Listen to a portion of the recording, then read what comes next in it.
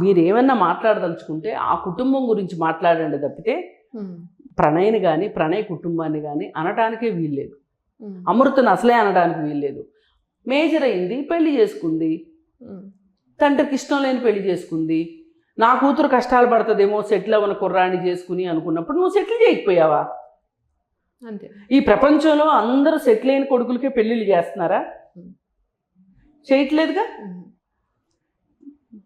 మరి అలాంటప్పుడు అతను సెటిల్ అవ్వకపోతే నీ కూతురికి ఇబ్బంది ఉంది అంటే నీ కూతురికి నువ్వు సెటిల్ చేయాల్సింది. అందుకని ఏది అయినా మీ బిడ్డ మీద మీకెంత ప్రేమ ఉందో వాళ్ళ బిడ్డ మీద వాళ్ళకి అంతే ప్రేమ ఉంటుంది. నువ్వు నీ భార్య ఎట్లయితే నవమాసాలు మోసి కని పెంచిందో వాళ్ళు కూడా అంతే. వాళ్ళ బిడ్డను చంపే హక్కు నీకెవరిచ్చారు?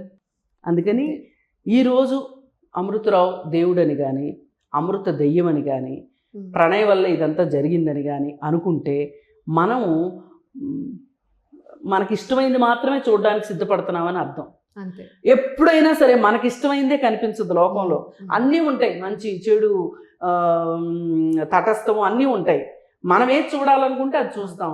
అలా కాకుండా మనం ఒక ఒపీనియన్ పెట్టుకోకుండా మనం చూస్తే అసలేంటనేది మనకు కనిపిస్తుంది. ఇప్పుడు ఈ మాట్లాడే వాళ్ళ కూతురికే భర్త చనిపోయాడు అనుకోండి, ఇంకో పెళ్లి చేయరా? చేస్తారా? చేయరా? అంటే రెండో పెళ్లి చేసుకోవడము, భార్య చనిపోతే పెళ్లి చేసుకోవడం మగవాళ్ళకేనా హక్కు? ఆడవాళ్ళకి లేదా? ఏదో ఒకటి చెప్పేసేయాలి ఆ అమ్మాయికి. ఆ అమ్మాయి ఎంత ఇన్స్పైరింగ్ గా ఉన్నా కానీ సొసైటీ అది యాక్సెప్ట్ చేయలేకపోతుంది. అందుకని ఏంటంటే ఏది ఏమైనా కానీ మనం ఇచ్చుకునే భాష్యాలు ఇవ్వటం కాకుండా చట్టం ఏం చెప్తుంది? 18 ఏళ్ళ తర్వాత పెళ్లి చేసుకోవచ్చు అని చెప్పింది. ఏ కులం వాడినైనా, ఏ మతం వాడినైనా, ఏ ప్రాంతం వాడినైనా పెళ్లి చేసుకోవచ్చు అని చెప్పింది. అమ్మాయి పెళ్లి చేసుకుంది. అమ్మాయి చట్టం ప్రకారం ఉంది, మీరు చట్టం ప్రకారం లేరు. చట్టం ప్రకారం ఉన్న వాళ్ళని వదిలేసి చట్టానికి విరుద్ధంగా వెళ్ళే వాళ్ళని సపోర్ట్ చేస్తున్నారంటే మరి మీ తెలివితేటల్ని హ్యాట్స్ ఆఫ్ చెప్పకుండా ఉండలేకపోతున్నాను.